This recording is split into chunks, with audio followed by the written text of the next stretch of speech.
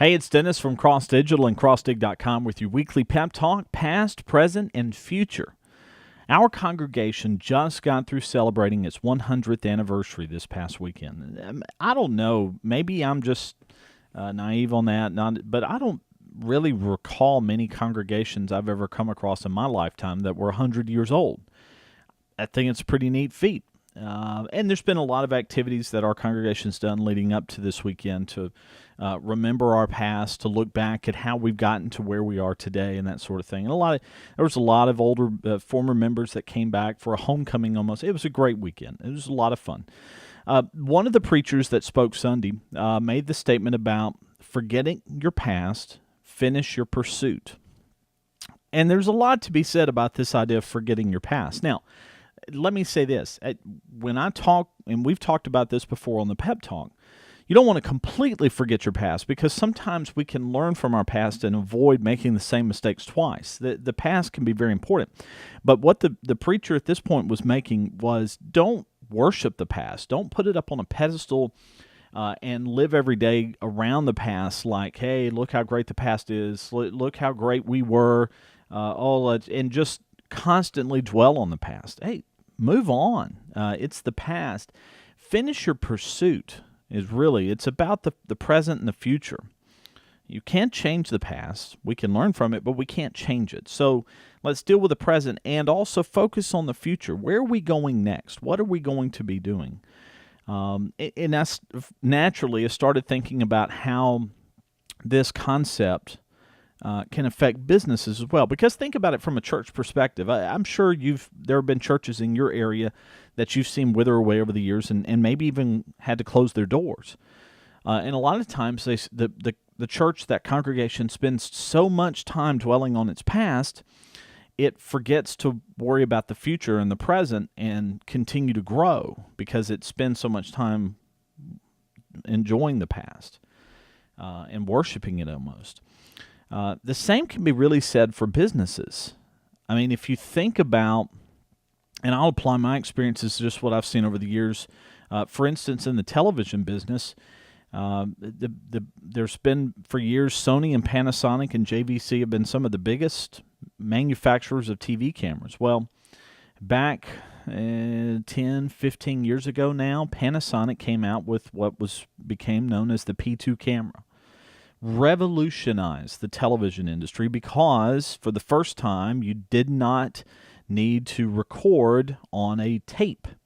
It was tapeless and you could shoot on it. Now, when I say tapeless, it wasn't a little SD card like you have now. It was a proprietary card that they developed and you had to buy their card, and it was very, very expensive, but you didn't have to worry about tapes breaking now. You didn't have to worry about losing tapes. It was all digital at this point. And wow, did that revolutionize the industry. And Panasonic had huge years for at that point. But then they sat on their success, and Sony and JVC started coming out with their own tapeless products, and they not only made tapeless products, but they made them with standard SD cards like you would get now, and other proprietary type cards that you could just go to Walmart or anywhere in Best Buy and buy them. So now all of a sudden Panasonic sales were dropping like a rock because they had not forgotten their past. They were remembering it and enjoying it and not really caring to innovate any further because they had developed something extremely successful and extremely profitable.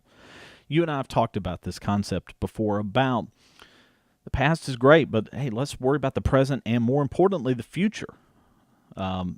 Just because you're making money on something today doesn't mean you need to continue to pour all of your heart and soul into it and forget about the future and not finish your pursuit. And focus on those things that can really, really be profitable to your company. Even if it means ending something now that is profitable, if you've got enough sight down the road to see that, hey, 3 years from now, what we're doing right now that's making us a lot of money isn't going to be making us any money in 3 years. Well, now might be the time to go ahead and get out of that so you can focus more of your time and money on things that will be making you big profits in 3 years. It's about forgetting the past and finishing your pursuit, looking ahead, having that game plan and going after that. It's It's just so critical to your business. And that's one of the things, when I coach clients, having that plan and looking ahead and not worrying about the past. And there's so many things about the past, about the way businesses have always done business, the way businesses have always advertised, that worked 10, 15, 20 years ago, but it may not work now. You've got to understand that just because it used to work doesn't mean it will always, because people's behaviors changed. I mean, you're watching me on a video screen now that's maybe only 3 or 4 inches big. Nobody was doing that 10 years ago. Nobody had an iPhone 10 years ago. There was no such thing. So everything's changed, and you've got to adapt and go with it. We're all living our lives differently, so your business has to do the same and has to be prepared to adapt to the way that you deal with people, and not just directly advertise with people. People's behaviors are changed; their tastes have changed. So your business has to do this as well as your personal life, as well as your congregations. That finish the pursuit, go after the pursuit. Don't just stop pursuing success because you've had some. Continue to want that and continue to help other people. As we've talked about here, as I talk about when I coach clients, educating people, informing people, entertaining them, creating value to people. That's really, really what you're after here. And whether it's your congregation or your business or your personal life, be valuable to someone. As we talked about last week, be significant to someone, not just a success story to them. I'm Dennis Washington, Cross Digital and CrossDig.com. Weekly Pep Talk. Focus on your pursuits.